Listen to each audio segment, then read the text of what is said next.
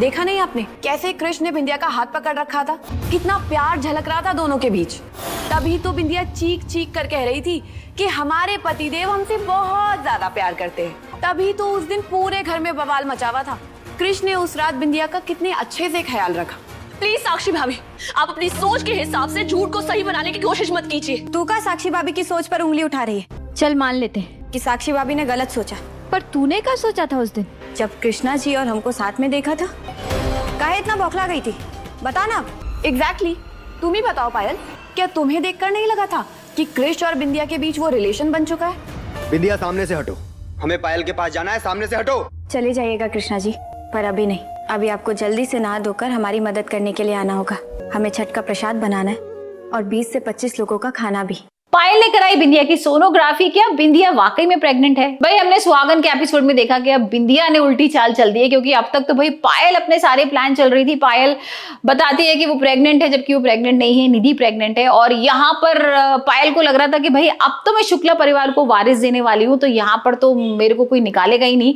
और वो बहुत सारी ऐसी चीजें भी करती है कि जिससे कि बिंदिया को घर से बाहर निकाल दिया जाता है। हमने देखा था ना पिछले एपिसोड्स में कि बिंदिया नर्स बन के जाती है हॉस्पिटल में, और उसको पता लग जाता है कि पायल ने निधि प्रेग्नेंट है, जिसके बाद वो क्रिश को भी बताती है। लेकिन क्रिश तो भाई सुनने को तैयार ही नहीं है। यहाँ पर क्रिश घर वालों के सामने और उल्टा उसको बोल देता है भाई इसने तो याददाश्त का नाटक किया था और यहाँ पर उसने बहुत सारे झूठ बोले हैं और अब बिंदिया का हम विश्वास नहीं कर सकते। और यहाँ पर पायल भी बोलती है कि हाँ मुझे तो बहुत डर है, अपने बच्चे के लिए डर है कि कहीं ये खतरा ना बन जाए। जिसके बाद ना इंदु को बहुत गुस्सा आता है और इंदु उसको घर से बाहर भी निकाल रही होती है।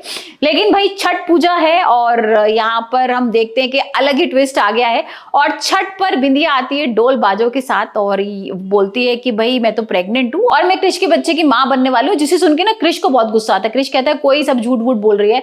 लेकिन जो बिंदिया की नानी होती है ना वो फाइल भी लेके आती है, मतलब वो सबूत लेके आई होती है और वो बोलती है देखो हमने तो ये टेस्ट भी कराया है और यहाँ पर तो ऐसा है कि ये प्रेग्नेंट है। और जिसके बाद ना पायल का दिमाग चलता है। पायल क्या करती है, पायल ना घर पे डॉक्टर बुलाती है और वो कहती है ठीक है हम सोनोग्राफी कराते हैं, उसमें पता लग जाएगा बिंदिया प्रेग्नेंट है कि नहीं। और यहाँ पर बिंदिया की सोनोग्राफी होती है और भाई सच सामने आ जाता है और सच आ जाता है कि बिंदिया वाकई में प्रेग्नेंट है। और पायल का जो मतलब पेशेंस होता है ना अब वो टूटने लगता है। पायल कहती है ऐसे कैसे हो सकता है, और पायल फिर कहती है कि ठीक है अगर ऐसा लग रहा है तो फिर एक काम करो हम ब्लड टेस्ट कराते हैं। लेकिन डॉक्टर बोलती है ब्लड टेस्ट नहीं करूंगी मैं, और अब मैंने सोनोग्राफी कर ली है आपके कहने से, लेकिन ब्लड टेस्ट नहीं कर पाऊंगी। तो अब ये देखना होगा कि भाई पायल किस तरीके से प्रूव करेगी कि बिंदिया प्रेग्नेंट नहीं है, और यहाँ पर बिंदिया कैसे प्रूव करेगी कि पायल का जो झूठ है, जो प्रेगनेंसी का वो नाटक कर रही है, वो सबके सामने कैसे लेकर आएगी।